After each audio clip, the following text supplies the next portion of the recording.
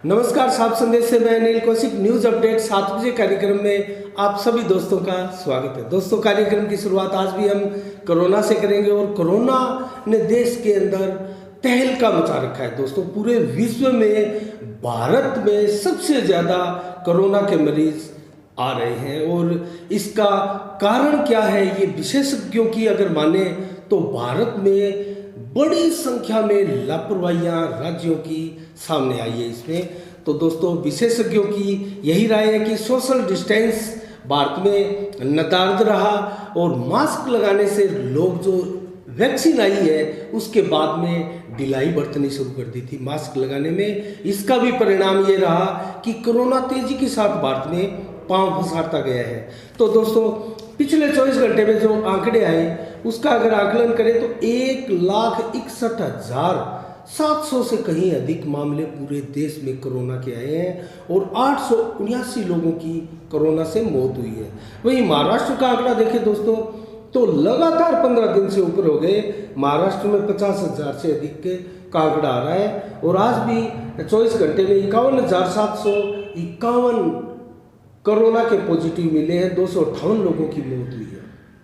राजस्थान में ये आंकड़ा 5771 का रहा, 28 लोगों की मौत हुई है। दोस्तों, ये राजस्थान में भी तेजी के साथ फैला है और दिल्ली बहुत खतरनाक स्टेज की तरफ जा रहा है। दिल्ली में 13,500 से भी अधिक मामला कोरोना का हो चुका है और 72 लोगों की मौत हो चुकी है और अब तक दिल्ली में 38,000 से अधिक एक्टिव कोरोना के मामले हैं। ये बहुत बड़ी समस्या दिल्ली के लिए है और दिल्ली में भी अरविंद केजरीवाल ने क्लियर किया है, स्पष्ट किया है कि वो लॉकडाउन नहीं लगाना चाहते। लेकिन दोस्तों, अगर स्थिति नियंत्रण से बाहर होती हुई दिखाई दी तो दिल्ली में लॉकडाउन लगाने की स्थिति भी आ सकती है, जैसा कि महाराष्ट्र के मुख्यमंत्री उद्धव ठाकरे ने कहा है। और उद्धव ठाकरे आज बहुत बड़ा डिसीजन देर शाम तक ले सकते हैं और महाराष्ट्र में पूरे में लॉकडाउन लग सकता है। दोस्तों, जिस प्रकार से आज हरियाणा ने डिसीजन लिया है, पूरे हरियाणा में रात्रिकालीन कर्फ्यू आज से लगा दिया गया है। तो पूरे देश में कोरोना को लेकर भारी चिंताएं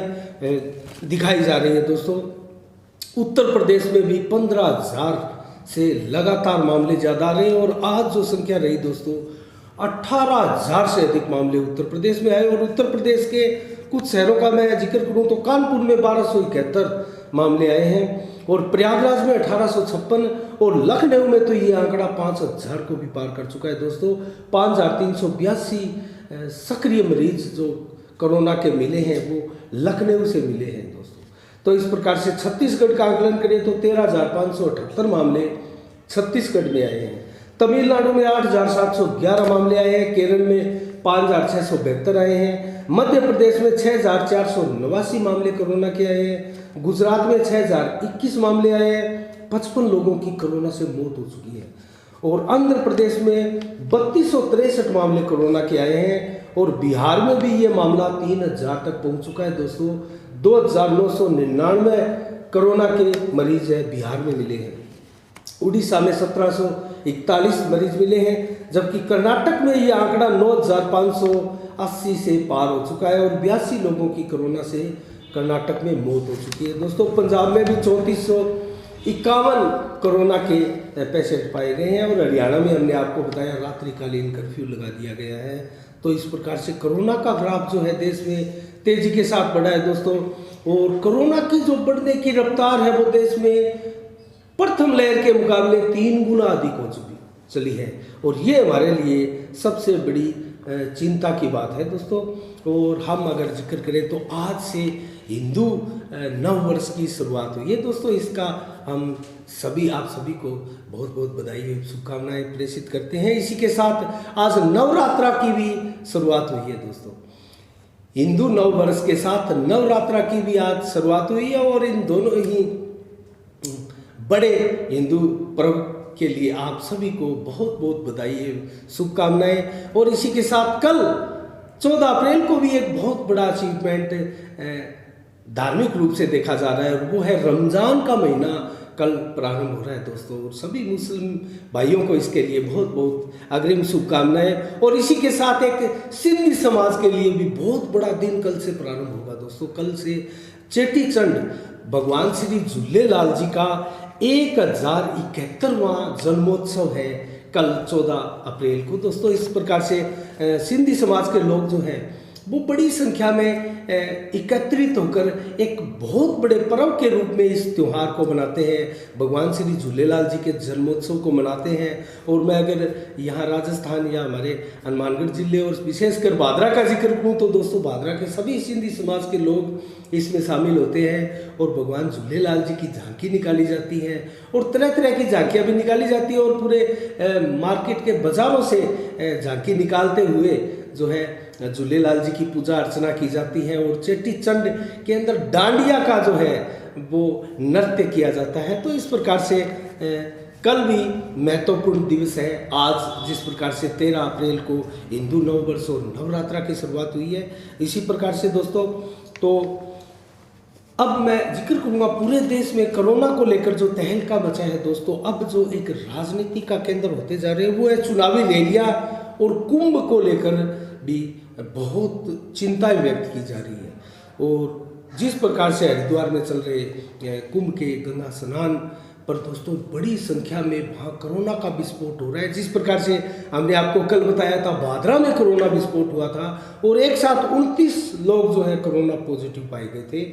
और उसके बाद में आज जो है प्रशासन कुछ सतर्क नजर आया, पुलिस प्रशासन भी आज सड़कों पर निकला और मास्क नहीं लगाने वालों के चालान भी काटने का कार्य किया गया।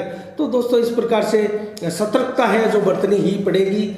और राजस्थान से अगर मैं कहूँ बड़ी खबर तो राजस्थान से बड़ी खबर है 6ठी और 7वीं कक्षा के 22 लाख छात्र छात्राओं को परीक्षा में अगली कक्षा के लिए प्रमोट अर्थात क्रमोन्नत किए जाने की सिफारिश है वो कर दी है। और ये निर्देशक जो सौरभ स्वामी हैं उन्होंने ये घोषणा की है। तो इस प्रकार से दोस्तों शिक्षा का स्तर जो है वो फिर प्रभावित हो रहा है कोरोना को लेकर।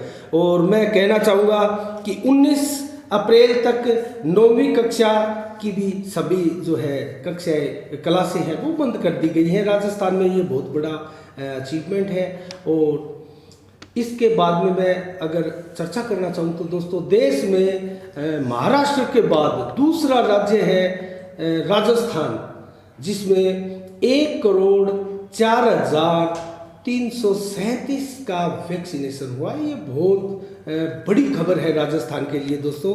और वैक्सीनेशन का अगर पूरे देश में हम जिक्र करें तो 1,36,00,000 माफ़ कीजिएगा 1,36,00,000 का वैक्सीनेशन हमारे देश में हुआ है। ये राजस्थान का नहीं है, पूरे देश में हुआ है। और देश ये बहुत बड़ा अचीवमेंट है। और 10,85,00,000 का वैक्सीनेशन हमारे देश में हुआ है। और अब तक जो मरीज़ है, माफ़ कीजिएगा मैं मरीज़ बता रहा था, कोरोना के पेशेंट जो है वो 1,36,00,000 मरीज अब तक कोरोना के भारत में पाए जा चुके हैं। और 10,85,00,000 का वैक्सीनेशन हमारे देश में हुआ है।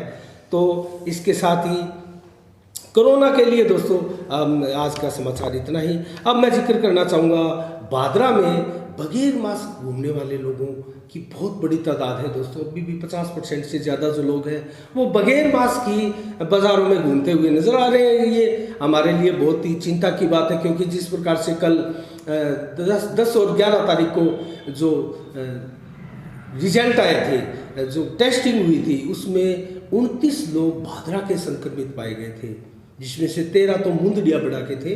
तो इस प्रकार से ये लापरवाही जो है कहीं हम पर भारी ना पड़े। और मैं प्रशासन से भी कहना चाहूँगा कि वो ज़्यादा से ज़्यादा लोगों को मास्क लगाने के लिए प्रेरित करें, ऐसे अभियान चलाएं, नगर पालिका भी इसमें अपनी भागीदारी निभाएं। तो दोस्तों इसके साथ ही केंद्र की तरफ से एक बहुत बड़ी खबर दी जा रही है, आज सभी मीडिया चैनलों पर भी चल रही है, ये वैक्सीनेशन को लेकर। तो दोस्तों रूस की जो एक स्पुतनिक वी वैक्सीन है उसको भारत में मंजूरी दे दी गई है। अर्थात विश्व की अन्य देशों में बनी हुई वैक्सीन भी अब भारत में लोग लगवाएंगे। और हमारे देश में ये टीकाकरण कार्य तेज करने के लिए ये कार्य किया गया है। और टीकाकरण को तेजी के साथ करने के उद्देश्य से विश्व की अन्य देशों की वैक्सीन को भारत में लगाने की मंजूरी दी जा रही है। इसमें रूस की वैक्सीन को मंजूरी दे दी गई है। इसी के साथ ही आज के समाचारों में 7 बजे के मैं इतना ही कहूँगा। आगे कल फिर हम कोई विशेष खास खबरों के साथ आपके सामने पेश होंगे, रूबरू होंगे आपसे। तब तक के लिए आप मुझे दीजिएगा इजाज़त। आप अपना बहुत बहुत ख्याल रखिएगा। इसी के साथ साफ संदेश से मैं अनिल कौशिक, नमस्कार। जय भारत, जय जय राजस्थान।